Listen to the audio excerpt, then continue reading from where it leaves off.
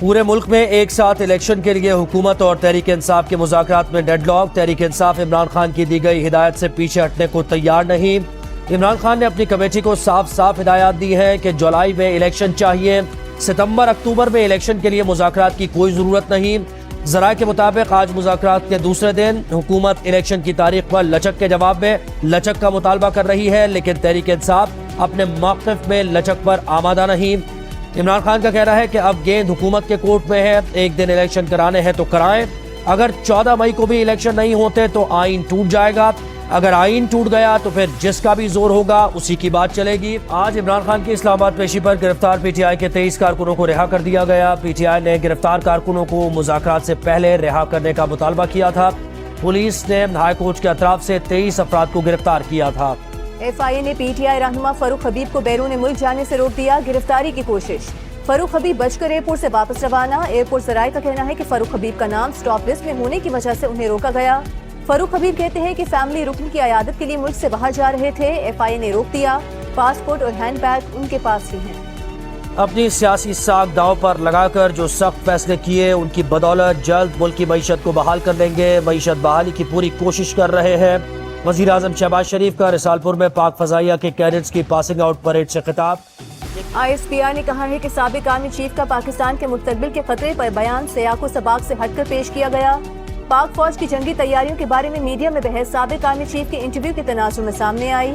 I S P R نے واضح کیا ہے کہ پاک فوج نے ہتھیاروں، ساز و سامان، جنگی وسائل سے بھرپور ہیومن ریسورس ہمیشہ تیار کر رکھا ہے۔ روس اور یوکرین کی جنگ میں کسی فریق کو اسلحہ نہیں دیا، پاکستان نے یوکرین کو اسلحہ دینے کے دعووں کو مسترد کر دیا۔ دفتر خارجہ نے کہا کہ پاکستان یوکرین روس جنگ میں غیر جانبدار ہے اور اس نے یوکرین کو کسی قسم کا اسلحہ یا گولہ بارود سپلائی نہیں کیا۔ برطانوی نشریاتی ادارے کے مطابق یوکرینی فوج کے ایک کمانڈر نے دعویٰ کیا تھا کہ پاکستان، چیک ریپبلک اور رومانیہ سے راکٹ مل رہے ہیں، ساتھ ہی الزام بھی عائد کیا تھا کہ پاکستان سے آنے والے راکٹس معیاری نہیں۔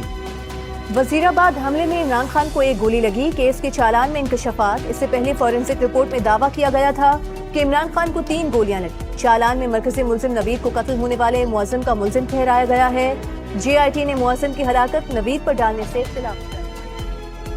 کراچی میں منکی پاکس کا کوئی کیس کنفرم نہیں ہوا۔ صوبائی وزیر صحت عذرا پیچوہو نے کراچی میں منکی پاکس کی تردید کر دی، کہا لیاری کے مشتبہ بچے کو بظاہر چکن پاکس ہے، مزید ٹیسٹ کیے جا رہے ہیں۔ کراچی کے مختلف علاقوں میں کہیں ہلکی کہیں تیز بارش، طاقتور بادلوں کے بننے کے بعد ژالہ باری بھی متوقع۔ حیدرآباد میں بارش سے کئی فیڈرز ٹرپ کر گئے، کئی علاقوں میں بجلی کی فراہمی معطل۔ ٹھٹہ میں بھی بارش، سانگھڑ، مٹیاری اور بدین سمیت سندھ کے دیگر علاقوں میں بھی بارش کا امکان۔ نشیبی علاقے زیر آب آنے کا خدشہ، اسلام آباد اور راولپنڈی میں بھی بارش، مری میں بارش سے نظارے حسین۔ آزاد کشمیر کے علاقے نکھیال میں بارش، بلوچستان کے ساحلی علاقوں میں طوفانی بارش اور ژالہ باری۔ تربت شہر اور گرد و نواح میں نشیبی علاقے زیر آب آ گئے۔ کراچی میں عائشہ منزل کے قریب اے ٹی ایم بوتھ میں میاں بیوی کو لوٹ لیا گیا۔ ڈاکوؤں نے شوہر سے رقم چھیننے کے بعد خاتون سے چوڑیاں بھی اتروائیں۔ ڈاکوؤں نے میاں بیوی کو زد و کوب کرنے کے بعد زمین پر بھی بٹھایا۔ متاثرہ جوڑا بے بسی سے رقم اور زیور دیتا رہا۔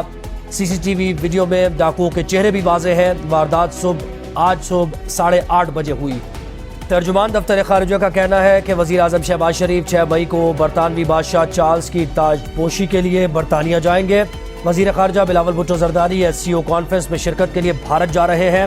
وزیر خارجہ کا دورہ ایس سی او سے پاکستان کی کمٹمنٹ کا اظہار ہے۔